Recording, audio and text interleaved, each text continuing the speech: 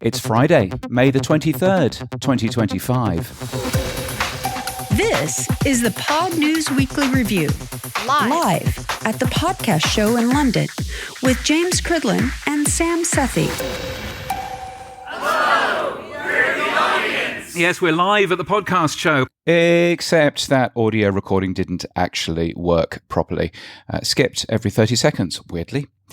So it's completely useless. So there we are. So instead, you've got me, but don't worry. Coming up, we've got Max Cutler from PAVE Studios, and I wander round the show floor, and we find out what the podcast show was all about. This podcast is sponsored by Buzzsprout with the tools, support, and community to ensure you keep podcasting. Start podcasting. Keep podcasting with Buzzsprout.com. Now, outside the podcast show in London was a beautiful, beautiful big yellow bus, and it belonged to PAVE Studios, run by Max Cutler. He used to run Parcast, which got bought by Spotify, and I was curious to catch up with him and learn more about PAVE Studios. So in a noisy coffee shop yesterday, I started by asking him, what is PAVE Studios? The idea behind PAVE is pretty simple. I think that over the last few years, the convergence of formats is really happening, whether it's audio, whether it's video, whether it's books. And I felt like there was a need for an independent studio that was focused on the digital sort of narrative to come and launch, that owns IP, that works with creators to expand their businesses, that honestly operates in between audio and video. And so we will still invest in audio-only content, but we're definitely thinking about video and how that sort of interacts with each other. At PAVE, we don't say podcast, we say shows because we care about attention. And I don't, personally care if you're watching on YouTube or if you're listening on Apple, or if you're consuming on TikTok or Instagram. I just think for us, we want to build community and fandom and really help creators expand their businesses because, the thesis is creators hopefully get a huge audience and launch a show and they want to do more, but they need the right partners to do more. And we don't want to be a transactional relationship. We don't do ad sales. We are very much focused on owning and controlling IP and expanding the business for them. And books as well, I think as well too. Yeah. We've noticed in the last few years, as I'm sure you have and others, that more and more podcasters are launching books and becoming New York Times bestselling authors and quite literally selling millions of books. When I was at Spotify, we noticed that trend as well, which is probably why Spotify has audiobooks now. And so for us, if a creator comes to us and wants to expand their business into publishing, we want to make sure we could offer that to them. And so how long has PAVE Studios been going now? Just about a year. So I think we launched publicly about a year ago, and we started shows coming out about 10 months or so ago. One of the things that I've noticed that you have brought over from Parcast is the way that you name your shows. There's a whole article on the Pod News website about the way that Parcast used to name shows, and I think the excellent example was a show that you had over there called, which was all about serial killers, that you called Serial Killers. Is this a Max Cutler secret sauce to name shows so that they work?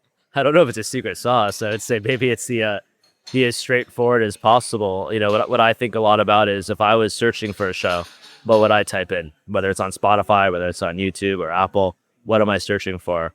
In that case, for Parcast, if you're searching for serial killers, odds are you may search for serial killers or a Ted Bundy or someone like that. And so, SEO is so important. It's going to become more and more important. And so that was Parcast. At PAVE now, we're definitely sometimes more clever with our names, but at the same time, we want to be true to what we know works, and there's definitely a hack for SEO. Yeah, and in terms of PAVE, what you've done is you've put different shows into different sort of sub brands, haven't you? Yeah. So when I think about just to go back to Parcast, I look at PAVE, and PAVE is really will be about 4 or 5 Parcasts, right? And the way I think about it is when we were taking a step back and thinking what do I want to do next? And I knew I wanted to do podcasting because I love it. I know I love digital media, and I challenge myself every day to think about if I could build a modern day Paramount, right? What does that studio look like? And I think for us, it was clear that owning IP is really important, but also building brands that matter. What is RMTV? What does that look like? And I think in a world with an abundance of amazing content, which there is now, how do you stand out? How do you launch a show and be found? And so for us, instead of having a science show next to a comedy show, next to a history show, We've developed 2 brands so far, Crime House, which, as you can imagine, is crime content.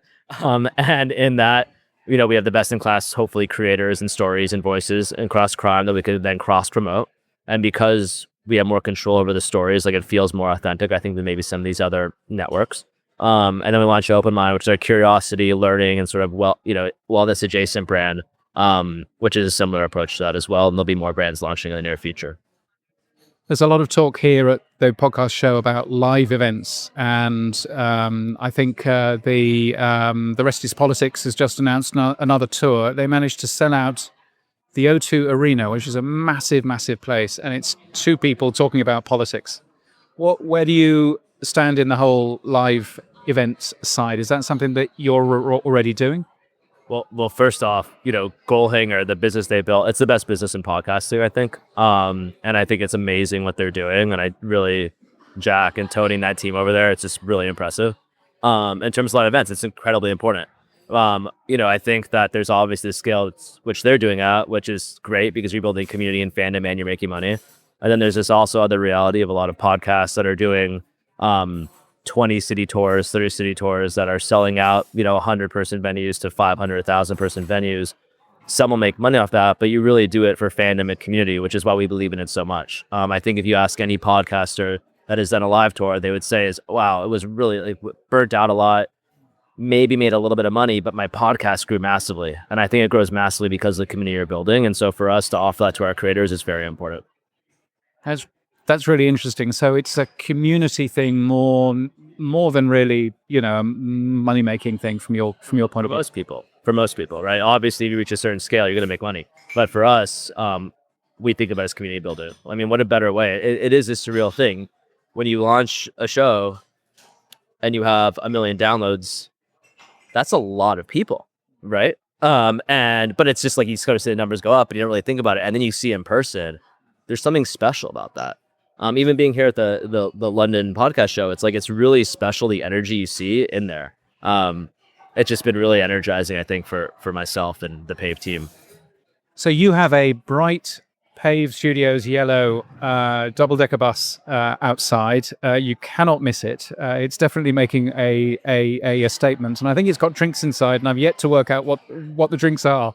So I will go and be investigating that. Why here? Why at the London Podcast Show? Why have you traveled all this way? Well, I think that, number one, this is the biggest conference in podcasting.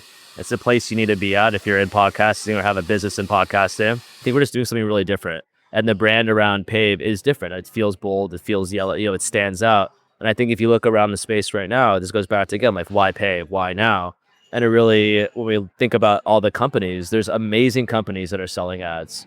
And everyone's like, man, that's why would we launch a company to do that when there's amazing companies doing that? I'd argue people say it's a safer business model. I think it's a lot harder because I have to compete with amazing companies doing that. And so for us to actually be thinking about creators and investing in creators and owning the IP and operating the IP and being more of a traditional studio, I think there's less competition now than there was in 2016 when we launched Parcast. And I think for us, we just want to tell that story because I think sometimes it is confusing what is real and what isn't real. And do you see there being opportunity in the UK market for finding new talent, finding new shows? Is that something else that you're looking for? Big time. I think that, today I did a panel with Jamie Lang, who's huge over here. And by the way, a wonderful person. Really enjoyed our chat. I think the UK is one of these markets that we see it's just growing. And the only thing that's lagging is monetization here. And so again, if you want to take a long-term view and bet on a market, I think the UK is a great market to bet on. I think there's also a lot of ability to move audiences from the UK to the US. And so for us, as we think about global expansion for PAVE, UK makes a lot of sense for us, as well as Australia, actually, and thinking about, English speaking first. But we are focused on the US market today, given where we are. Yeah. And in terms of the London, in terms of the UK industry, you say that, it could do with a bit more help in terms of monetization, which is certainly something that we've been covering in the past as well. What does the UK industry need to do in order to be making as much money per listener as the US industry does? That's a great question. I think there needs to be the ability to tap into bigger brands versus direct response at the end of the day.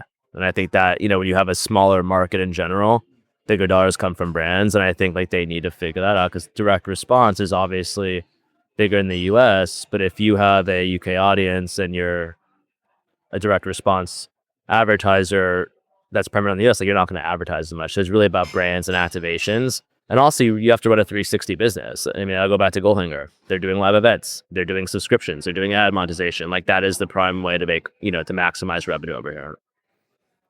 And one final question. We've seen Lemonada Media, which has been bought by PodX, and they are obviously now part of a much larger organization across the world doing various things. Is PAVE Studios, you've already sold a very successful podcast company.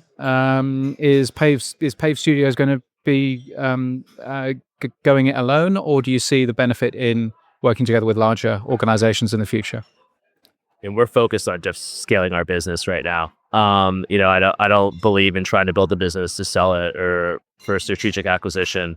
I'm so lucky that I sold Parcast, for a big amount of money. I had no investors in it. And I get to do what I love and work with creators every day. And so my feeling is this time around, it's like I get to just truly create and work with creators. And it feels like every day is different. And so I don't know why I'd ever want to build a company to sell it. I think if you're doing that, you're not creating real value.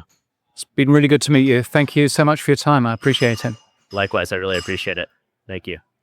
The excellent Max Cutler from PAVE Studios. Very good to meet up with him and to learn more.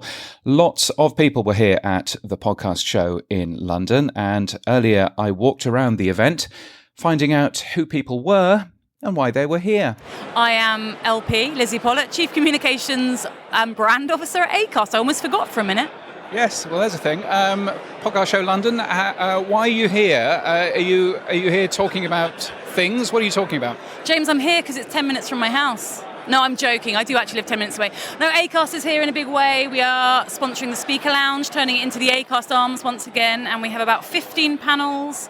I'm talking a bit later today with Brittany from BetterHelp. We're doing an AMA, Ask Me Anything, and I will accept questions on Watford Football Club as well as podcasting. Oh, and then tomorrow we've got a few more going on as well. But yeah, I just love this time of year. It's like Christmas.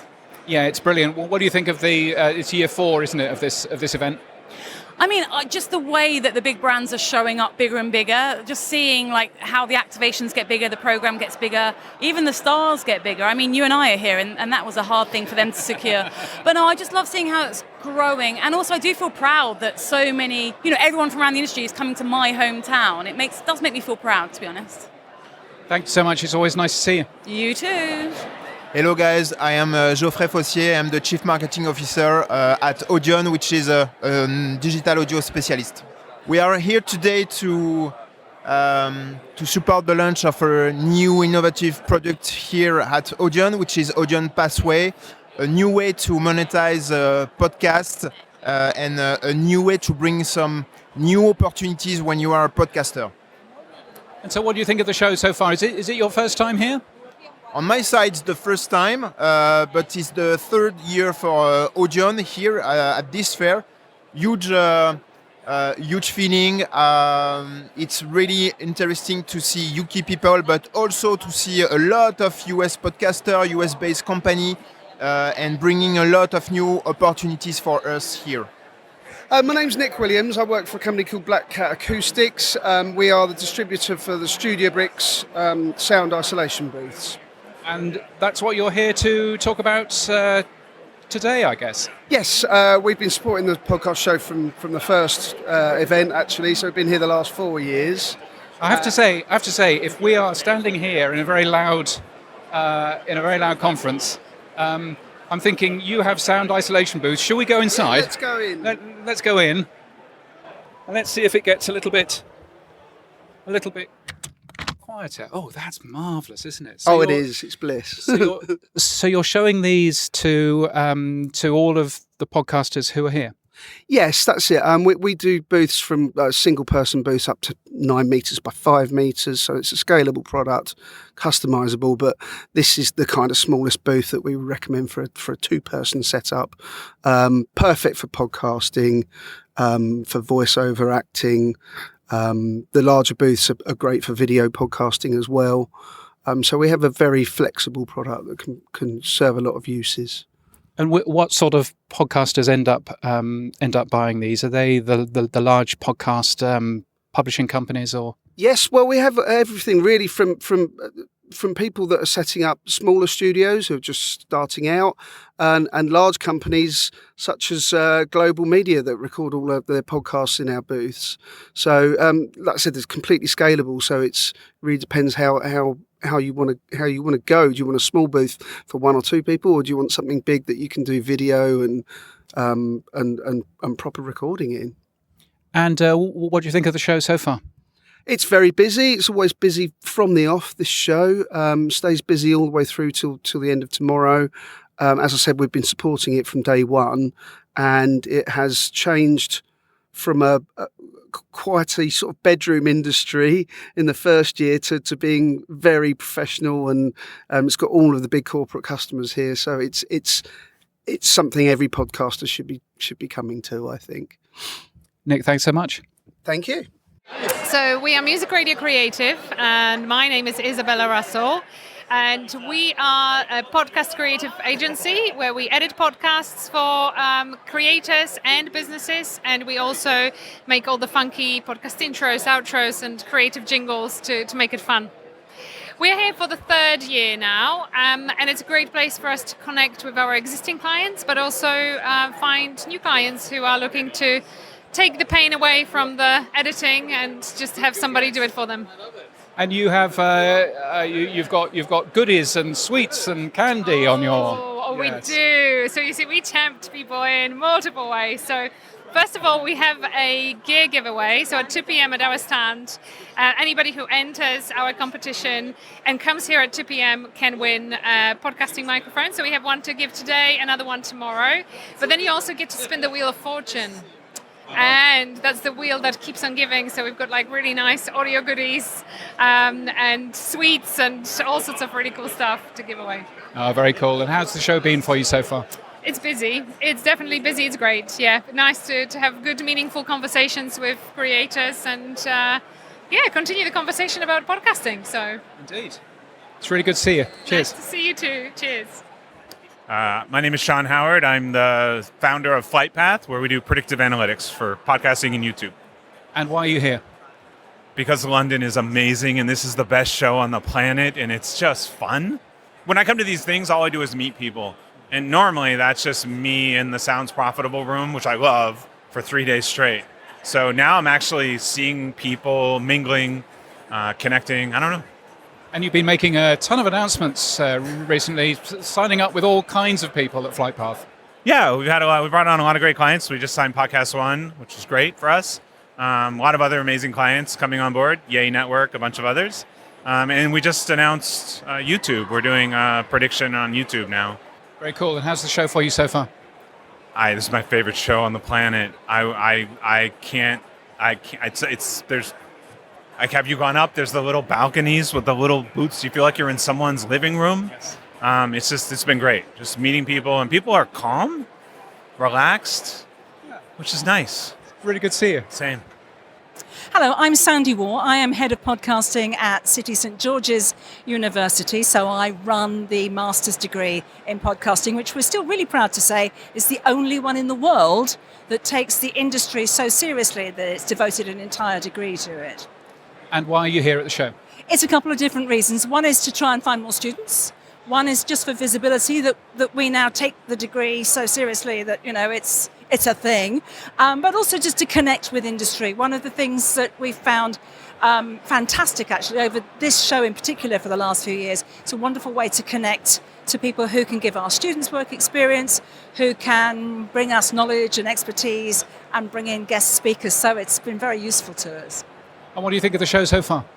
We're tucked away in a little corner, so we're hoping people are going to find us gradually as the day progresses. I've spent most of the first hour or so looking at people's backs next to the Audio UK stage, but it does feel, the queue was immense trying to get in this year, so it does feel like it's got some momentum, which is exciting. Always great to see you. Pleasure. David Prever, head of podcasts at Sassy Plus. So I'm Lee Allister, I'm the commercial director for Radio News Hub, which is a sister company of Sassy Plus. And why are you here at the show? like everybody else, looking for business, looking to meet creators, talking to brands, finding out what everybody else is doing, which is really interesting. And what is Sassy Plus? Sassy Plus is a production company. We're 80 plus people based in London, Elstree, offices in the States as well, and we're all about video production, branded content, and podcasts, which we're very big in. The Dr. Hillary Show. We've launched today Legends of News with Dermot Murnahan, former ITN newsreader, Sky newsreader, which is very exciting. Homefront with Russell Quirk and many other podcasts as well. And how are you finding the show so far? I absolutely love the show. This is a must-attend diary event for me. Lots of visitors. It's the best podcast event that there is, and it's great to meet other creators and publishers and people that are in the industry, so we can share experiences and knowledge, and also make new contacts. I am Danny Brown. I'm head of podcaster support and experience at Captivate. I've come over from Canada, mate. I usually go to the North American events. Not doing that this year, so come over to the UK and meet the team. Very nice. What's Captivate talking about? Captivate are talking about our platform, what's coming up in the autumn. So we've got our campaign management tool along with programmatic and stuff. So lots of exciting stuff coming out in the next 3 months or so. Very nice. Is it your first time at this show? It is, mate, yeah. What do you think? I like it. It's very different, the podcast movement's a very different vibe. Bit more relaxed. It seems more users as well, more actual podcasters as opposed to just the business stuff. So I like it so far. Really good to see you. Yeah, you too, mate. I'm Martin Liss. I do a lot of things audio. I'm here as a co-founder and general manager of a company called Podcast 360. We're a production and consulting company for podcasts, believe it or not, in the mostly German-speaking ecosystem. Why are you here? What do you hope to get from the show? Mostly inspiration. I like the show a lot because there's so much going on and so many things going on that I didn't even think about. Like, I wouldn't necessarily meet clients or do business here. It's just a 2-day playground of inspiration and maybe learning something new. And how are you finding it so far? Well, it's great. I mean, we're only in the middle of day one, but it's. I like the buzz. I like the creativity. Coming from Germany, which is classically a very stern and rather problem-focused ecosystem, this is great because it's colorful and it's lively and it's creative and it's a lot of fun. And I've seen a few sessions where I thought, yeah, this is good. This is inspiring. I feel at ease in this medium. I'm happy to do podcasts and not other stuff. Indeed. Really good to see you. Thank you. Very good to see you, James. Hey, I'm Brian Moffat. I am Chief Operating Officer at National Public Media, which is NPR's sales subsidiary. And also I head the network growth team there, which runs the Plus subscription business and a few other things. And what are you doing here? I am here to meet with other folks in the podcasting industry, talk with vendors, hear what's going on, learn, share, all those things. How's it going for you? It's a great show. Number one, the venue is awesome. Everybody is all in one place, so you can't walk 10 feet without bumping into somebody that you want to talk to. And it just seems like a lot of the conversations are on point with what's happening in the industry today and where it's going. And why are you here more? Because obviously NPR is a US thing, but I guess you sell advertising here as well, don't you? Not that much. Our international audience isn't that huge. It's about 17%, but National Public Media did a branded podcast for ARM, the UK chip manufacturer, and so we're here with them talking about the work that we did and the success that they had with that, as well as just kind of looking at the market and seeing what's going on outside of the US. It's really good to see you. Good to see you. I'm Julie and co-host of You Keep Me Sane podcast. And I'm Aileen and I'm the co-host of You Keep Me Sane podcast also. So why are you here at the podcast show? You're in a beautiful stand. It's very pink. Why are you here? Well, we're here because we're quite new to podcasting. 6 months we've been going, and we felt like this was a way to learn a lot, meet people, get brand exposure, all of that stuff. Yeah, because it's not something that I would expect a podcast to be here. What's your aim for the event? It's really about visibility for us because we're not celebrities, as you know, and we thought at least we'll stand out and we could be a visitor like everyone else, but we didn't want to be like everyone else. And we're actually meeting a lot of people as a result. Really helpful. Have you found the event so far, Alison? Oh, it's great. It's so vibrant, so many fabulous people. It's really been worthwhile for us so far. which is very good. What are you hoping to get out of this, out of the conversations that you're having? Probably some contacts, collaborations, exposure, like learning. We have learned so much actually, which is probably a huge part. Yeah. It's really good to meet you both. Thank you for your time today. Thank you. Thanks so much. I am Ollie Mann, and I'm a veteran podcaster. I've been doing it since 2007, can you believe? Since you were in diapers. I was podcasting in 2005, so... Since I was in diapers? Yes, you lose that one. So why are you here? Basically for the social happenstance of bumping into people that I once worked with or knew. I tried in previous years to go to sessions, and I realised that it's just people plugging their own stuff and you can't really hear what's going on. Much better just walk around and bump into people. If you know enough people as a sort of starter pack, and you can bump into people and then they can introduce you to other people and then you get free alcohol as well. So that's what I've been using my podcast show ticket for the last few years now, and it usually works out pretty well. And you've been podcasting, as you say, since 2007, so a relative newcomer in comparison to me. No. But why would we know you? You did Answer Me This, right? I did, yes. So that was the hit, answermethispodcast.com, which is my show with Helen Zaltzman, which ran from 2007 until, I think, 2021 in various forms, weekly, then fortnightly, then monthly. It's a Q&A show. We answer the audience's questions with hopefully amusing answers. It's like any questions, but with knob gags. And then in 2021, we retired it because we got to our 400th episode, and it felt like... It was interesting. At that point, it felt like podcasting had got to a stage where to do something interesting, you needed a team of 40 people and to be, sold to the New York Times. And then what happened, I guess, is like over the last 4 years, we realized that actually, no, there's a huge crowd of people that have just come into podcasting that are quite happy to hear two people chatting. And some of those shows actually aren't very good. And we sort of thought, well, we kind of mastered two people chatting 15 years ago. Why don't we just do that again? So, yes, we brought it back recently. Which has been really exciting because it's a completely different audience that we're kind of aimed at in a way, because A, we're trying to make the show relevant to people who have never heard of us and don't know who we are, so it's not just a sort of cult classic thing, but actually has relevance in the world of, I don't know, Shagged, Married, Annoyed and that sort of thing.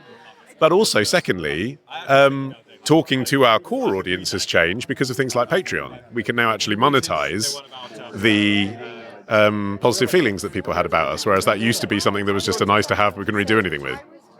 So Answer Me This is back, which is great. Who are you doing it with? Anybody big like Acast or whatever? Or yeah, the show's on Audi, which is a smaller sort of ad network in the UK. We chose them because they're nice people. There's two of them that work in an office and we know them both and we can pick up the phone to them, and we trust that when we say, we don't want to take that particular category of advertising because we don't want to support guns or whatever it is, that they'll be understanding and helpful with that.